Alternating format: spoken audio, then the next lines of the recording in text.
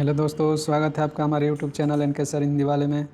मैं एन के सर आपके बीच एक वीडियो लेकर आया हूं जो प्यूषम भाग 2 संस्कृत चैप्टर नंबर 2 पाटलिपुत्र वैभवम जो कि मैंने इसका व्याख्या करवाया था। आज मैं इसके ऑब्जेक्टिव क्वेश्चन के बारे में बताऊंगा जो बिहार बोर्ड के 2025 में पूछे जाने वाले प्रश्न हो सकते हैं, जो मोस्ट वीवीआई ऑब्जेक्टिव क्वेश्चन रहेंगे।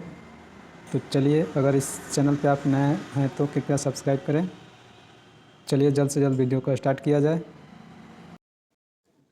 पाटलिपुत्र वैभवम ऑब्जेक्टिव प्रश्न संख्या 1, एशिया महादेश का सबसे बड़ा सेतु कौन है?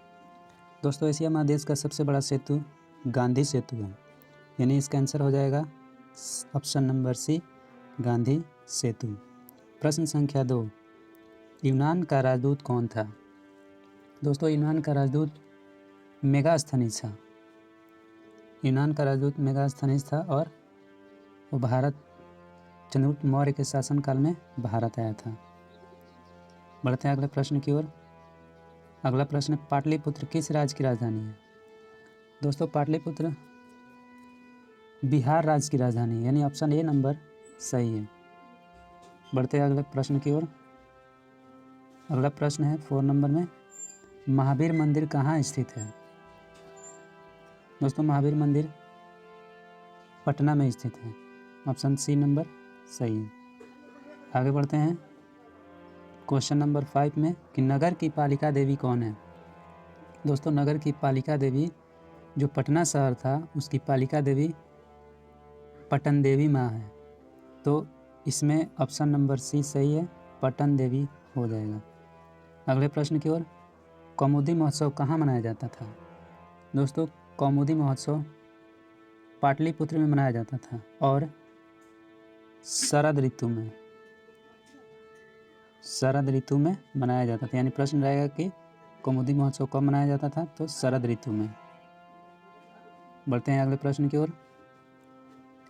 7 नंबर प्रश्न, किसके शासनकाल में पाटलिपुत्र की शोभा तथा रक्षा व्यवस्था अति उत्कृष्ट थी? दोस्तों, इसमें आंसर ऑप्शन बी नंबर सही है, चंद्रगुप्त मौर्य के शासनकाल में वहाँ की राज व्यवस्था अति उत्कृष्ट थी। बढ़ते आगे, पाटलिपुत्र का नामांतरण क्या है? पाटलिपुत्र का नामांतर क्या है?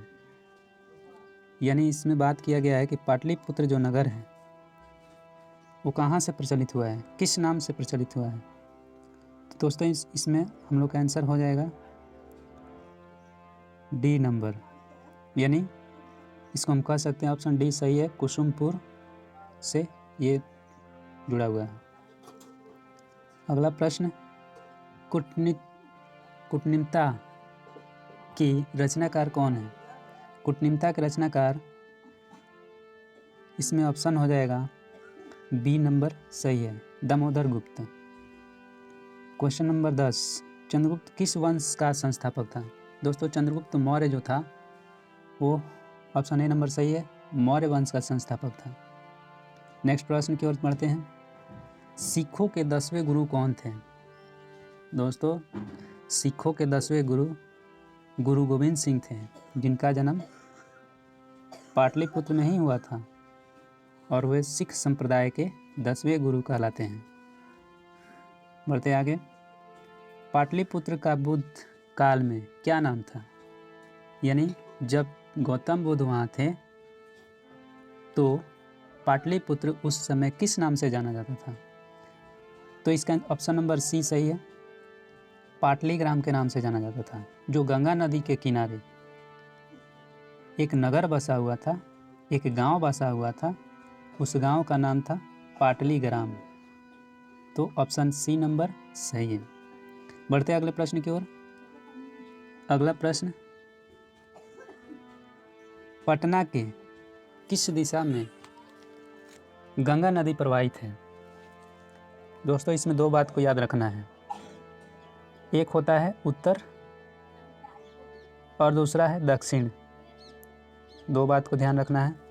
अगर पूछता है कि पटना नगर किस दिशा में गंगा नदी प्रवाहित है, तो गंगा जो नदी है उत्तर दिशा में है और जो शहर बसा हुआ है दक्षिण दिशा में है। ये बात को आपको याद रखना होगा कि गंगा नदी है जो पटना शहर के उत्तर दिशा में है और जो शहर बसा है गंगा नदी के दक्षिण दिशा में बसा है।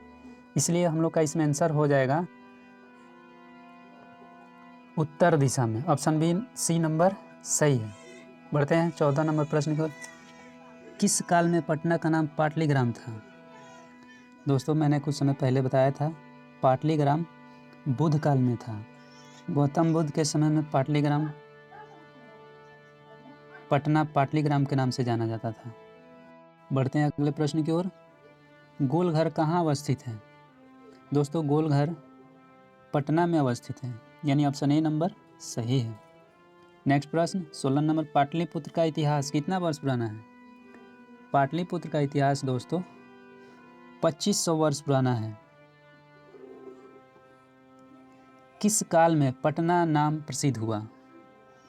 दोस्तों इसको बताना है कि किस काल में पटना जो नाम है प्रसिद्ध हो गया, तो ये मध्यकाल कहेंगे। ऑप्शन बी नंबर सही है, मध्यकाल में। नेक्स्ट प्रश्न गांधी सेतु पुल कहाँ अवस्थित है? ऑप्शन 4 को दिए हुए हैं, सासाराम, पहाड़पुर, आरा, पाटलिपुत्र। दोस्तों आपके विचार से कौन होना चाहिए? हम तो पहले बता चुके हैं, इसका आंसर राइट आप बताइए। वीडियो पसंद आया हो तो कृपया लाइक करें, शेयर करें, सब्सक्राइब करें तथा बेल आइकन को दबाना ना भूलें, ताकि हम जब भी नया वीडियो अपलोड करें सबसे पहले आप तक पहुँचे। वीडियो को अंत तक देखने के लिए बहुत बहुत धन्यवाद। मिलते हैं अगले वीडियो में, तब तक के लिए दीजिए हमें इजाज़त।